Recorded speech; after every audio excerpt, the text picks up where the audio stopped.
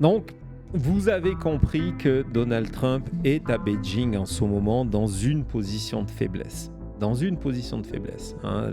Tous les analystes, tous les spécialistes, les historiens, les anciens membres des administrations précédentes, et on ne parle pas ici de l'administration Biden ou Obama, mais celle de George W. Bush, ont compris que Trump, parce que l'Iran est dans une position compliquée.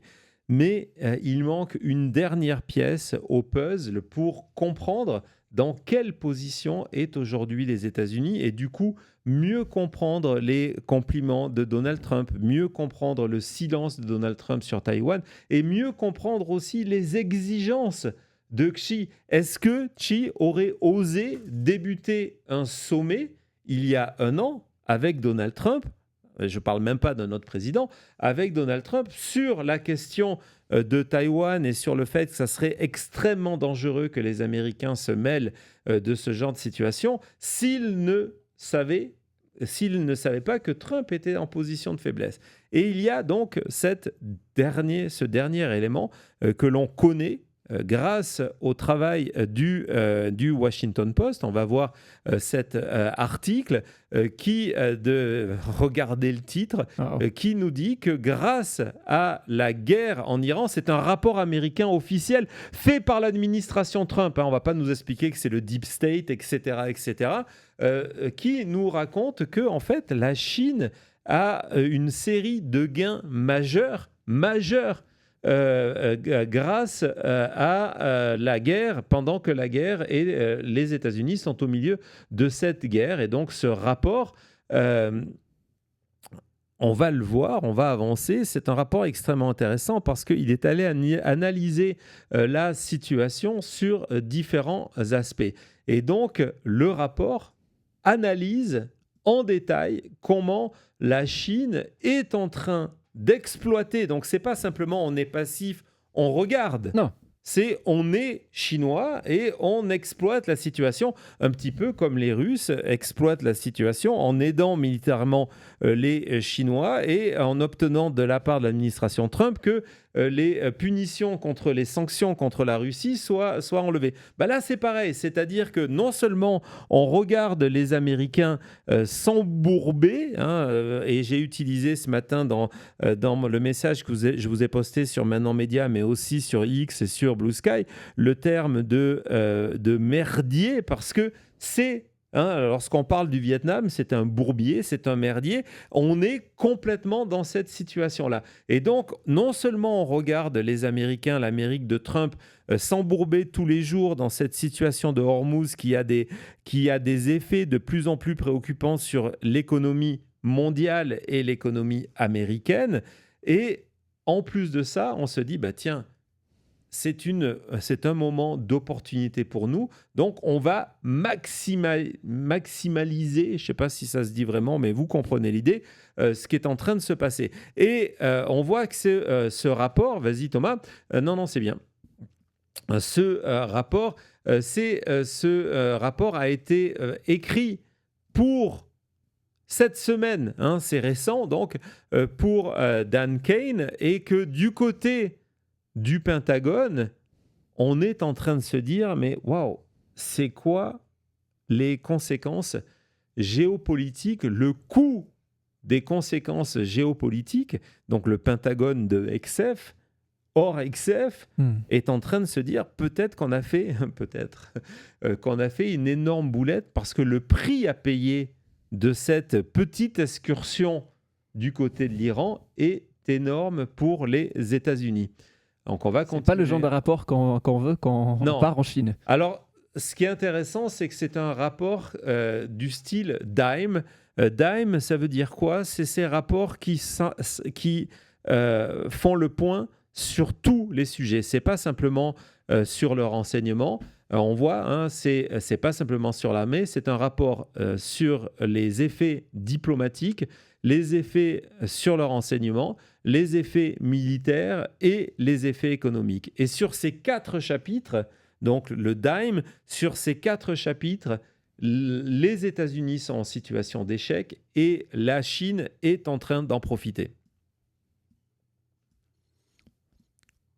Donc on continue en expliquant que oui, depuis le début, et regardez ça, le 28 février quand même, on oublie combien de temps ça fait, la Chine a continué à vendre des armes aux alliés des États-Unis. Aux c'est ça alliés. ce qui est le pire, c'est pas que c'était des clients à eux, non, c'est les clients américains. D'habitude, c'est nous, les Américains, qui vendons des armes à ces pays-là, mais non, maintenant, c'est la Chine qui vient vendre des armes parce que les États-Unis a tellement dépensé dans ce stock que Trump nous explique que magiquement, en fait, il est devenu plus grand. La réalité, c'est que les Chinois ont dû fournir des armes à d'autres pays. Ouais, c'est-à-dire que les pays du Golfe, on en revient tout à l'heure sur cet accord tacite entre les pays du Golfe et les États-Unis.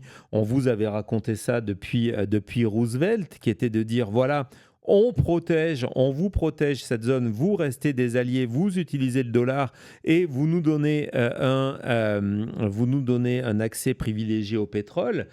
Du côté des alliés du Golfe, on s'est rendu compte que cette promesse de 40 ans, de 50 ans, ne fonctionnait pas. Et donc, on est en train de regarder, parce que depuis toujours, on disait non, mais la Chine, ils ne seront pas à la hauteur. Là, du côté du Golfe, concrètement, et ça c'est nouveau, je ne le savais pas, concrètement, on se dit maintenant, on va se tourner vers la Chine pour l'armement. Ce qui était la force numéro 1 des États-Unis. Rappelez-vous, les premiers voyages de Trump pour ces 2 mandats, ça a toujours été les pays du Moyen-Orient, ces pays du Golfe. Ouais. Pour faire quoi ? Pour aller vendre des milliards de dollars d'armes.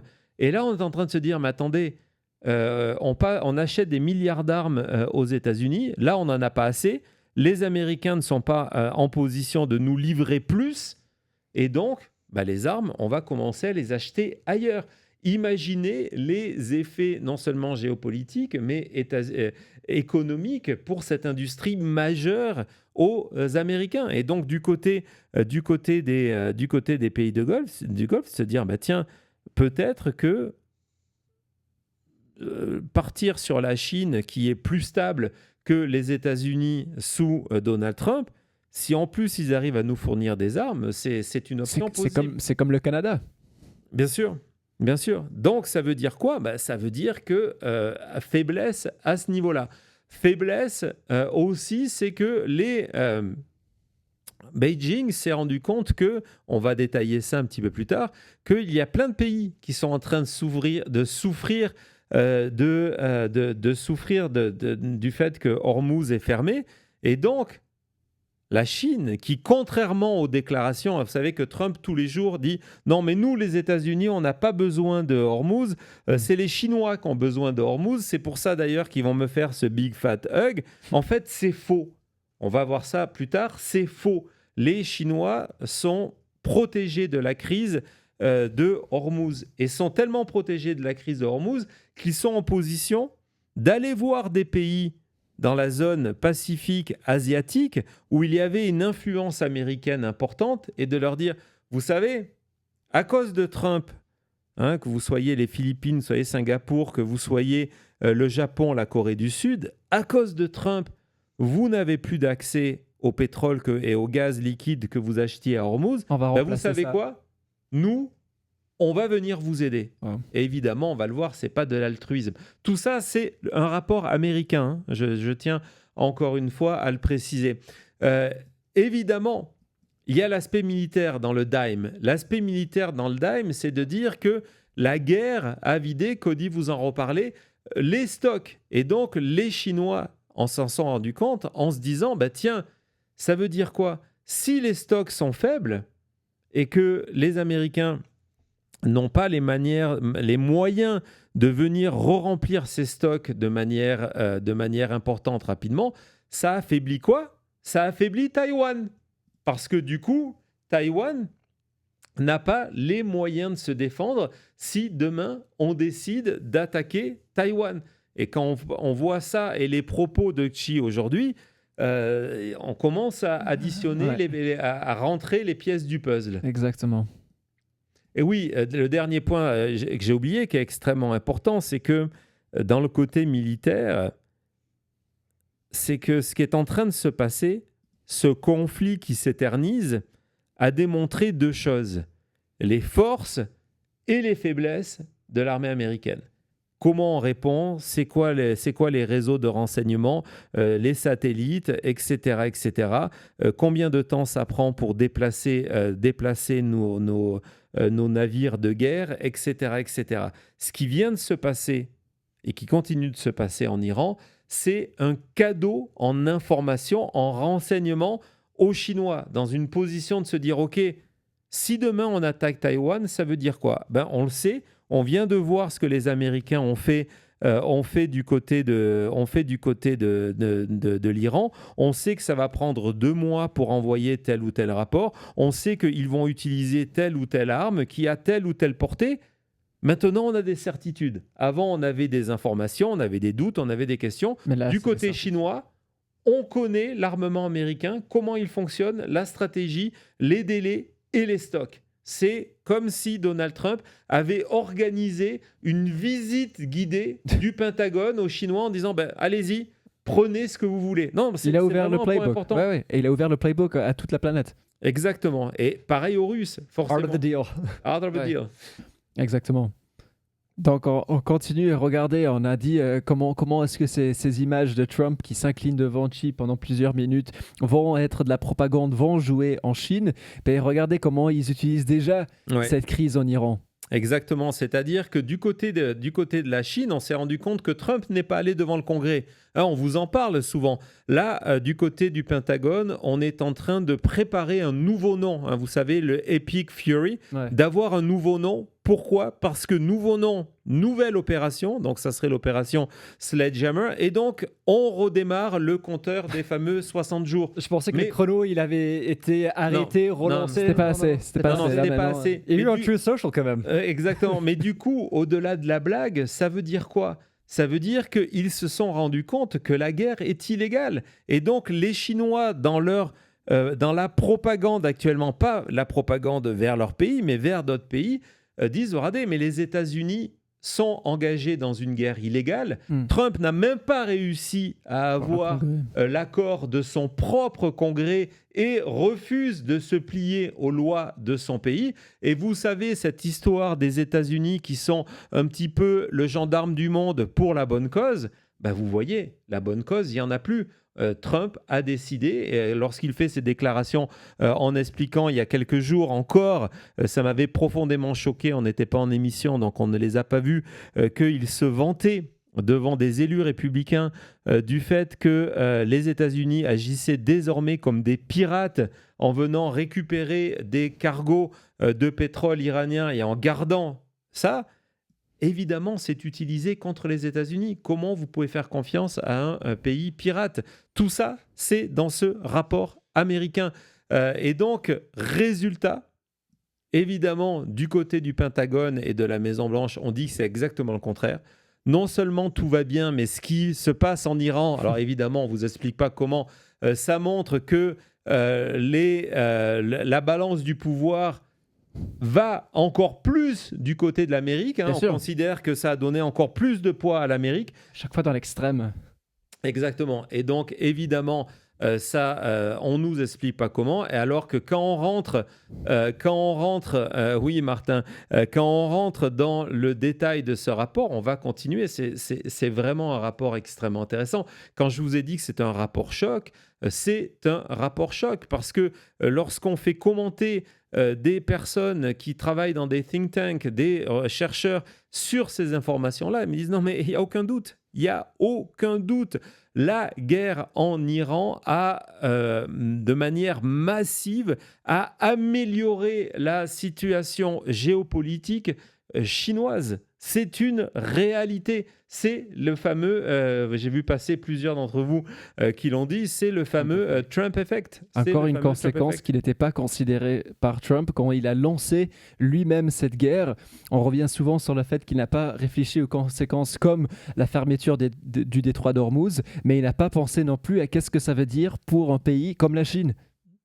Oui, et donc vous voyez que on revient sur cet effet dans le rapport, on revient sur cet effet du fait que Trump dit en permanence que c'est les Chinois qui ont besoin d'Ormuz. Et non, c'est faux. Pourquoi ? Parce qu'ils ont des réserves de pétrole énormes et en plus de ça, contrairement aux États-Unis, et donc c'est pour ça que Trump ne veut pas le dire, ils ont développé de manière massive tout ce qui était énergie renouvelable, et entre autres les éoliennes, vous savez, celles que Trump a interdites aux États-Unis. Et donc, Ryan Haas, qui est un expert de Brookings Institution, qui est vraiment le premier institut aux États-Unis sur les questions internationales de géopolitique, ils disent, mais en fait, c'est avec les États-Unis, c'est le pays le plus protégé, les États-Unis, parce que les réserves pétrolières, entre autres, au Texas. Et donc, il dit, mais voilà, du coup, la Chine est en train de communiquer avec tous ces pays qui sont impactés en disant nous, on a des solutions pour vous. Vous n'avez plus de fuel, de kérosène pour vos avions. Nous, on peut vous en proposer parce qu'on en a suffisamment en réserve. Et évidemment, tout ça, ce n'est pas de l'altruisme. C'est que du coup, non seulement la Chine est en train de se dire ce sont des nouveaux marchés, on parle de la Thaïlande, de l'Australie, Philippines, des zones d'influence américaine, on dit donc ce sont de nouveaux marchés, on va prendre la place et en plus, on va mettre une séparation, un wedge entre les États-Unis et des alliés des États-Unis. Parce que on va souligner aux alliés des États-Unis, regardez, c'est pas Trump, c'est vous qui payez les conséquences de ces choix. Donc, est-ce que vraiment vous voulez être allié avec les États-Unis ? Vous ne pouvez pas compter sur lui, ni sa parole, ni ce qu'il va faire. Non, et vous en payez les conséquences de ces choix politiques. Et regardez, ce qui est en train de se passer, c'est que justement dans le passé, quelles que soient les administrations, lorsqu'il y avait des crises énergétiques comme ça, les États-Unis envoyaient des hommes de bonne volonté, des ambassadeurs, des membres du département des Affaires étrangères, du ministère des Affaires étrangères, à travers le monde entier, pour venir discuter avec les pays qui étaient impactés, pour aider, pour trouver des solutions ensemble, pour dire, regardez, vous pouvez compter sur nous, nous sommes votre allié, nous sommes là pour vous, est-ce qu'on peut vous faire une aide financière, etc., etc. Mais du côté de Trump, on a dit non, on n'en a rien à faire des autres pays. America First, ils ont qu'à se débrouiller. Et donc, ça fait un vide énorme. Et dans ce vide énorme, les Chinois se sont glissés en disant, OK, regardez, les Américains ne viennent même pas vous voir. Mais nous, on vient. Nous, on vient. C'est ce qui est en train de se passer. Tellement de conséquences. Tellement de conséquences. Et donc voilà, regardez, c'est ce qu'on redit sur les alliés, c'est que maintenant les alliés qui sont à côté de la Chine, qui ne sont pas loin, se demandent, mais est-ce que si les Chinois viennent attaquer notre pays, on peut compter sur les États-Unis ? Oui, et on parle de qui ? Taïwan, on en parle beaucoup, mais ce sont aujourd'hui des sujets nationaux soulignés dans ce rapport au Japon, en Corée du Sud, en disant... qui étaient hyper affectés quand on parlait du pétrole qui ne sort plus de Hormuz, que c'était les deux pays qui allaient sûrement payer le plus cher parce qu'ils étaient vraiment dépendants de ce pétrole-là. Donc si on enlève leur pétrole et on a enlevé toutes les troupes qui étaient autour pour venir les envoyer en Iran, on les laisse vulnérables à la Chine économiquement et aussi de manière militaire. Oui, et oui, vas-y Thomas. Je veux dire, là, c'est pas que, comme vous avez remarqué dans le chat, ce n'est pas qu'une question de est-ce que les États-Unis veulent venir nous aider, est-ce qu'on peut compter sur eux, c'est même est-ce qu'ils peuvent en termes de possibilités. On revient sur tous ces stocks de munitions qui ont été prises de ces endroits en Europe et en Asie pour venir être utilisés en Iran. Les pays comme le Japon et la Corée du Sud sont au courant du fait que ça les rend, eux, plus faibles. Et donc, en se disant, si les Américains ne peuvent pas venir nous aider, est-ce que notre intérêt, c'est de continuer à avoir une posture contre la Chine ou alors de se dire, la meilleure chose, c'est de s'allier avec la Chine. Et donc, c'est une perte d'influence majeure des États-Unis. On l'a vu en soft power dans des tas de pays. Donc, remise en question d'influence américaine en Europe, remise en question de l'influence américaine dans les pays du Golfe et désormais dans le bassin asiatique, au bénéfice de qui ? Au bénéfice de la Chine. Et le rapport conclut ? Oui, le rapport conclut sur cette question que désormais, en plus, c'est la Chine. On l'a vu sur les questions nucléaires. Vous avez vu la position officielle de la Chine. La Chine dit non, mais regardez, nous, ce qu'on veut, c'est respecter les traités de non-prolifération nucléaire, hein, celui que Trump a quitté. Nous, ce qu'on veut, c'est respecter l'accord qui a été négocié par Obama. Nous sommes pour la paix. Et évidemment, c'est une position facile, mais le point, c'est de dire mais regardez ce que fait les États-Unis, regardez ce qu'ils sont en train de faire au Moyen-Orient, regardez comme ils ne respectent aucune règle. Nous, c'est le contraire. Et donc, ça nous place dans une autre position mondiale. Et c'est pour ça que ce sommet que Trump voulait être comme le sommet du succès, en fait, c'est le succès de la Chine. Et comme je l'écrivais et comme je concluais mon papier sur Maintenant Média ce matin, l'empereur, et je ne parle pas de l'empereur chinois, est nu. C'était la chute.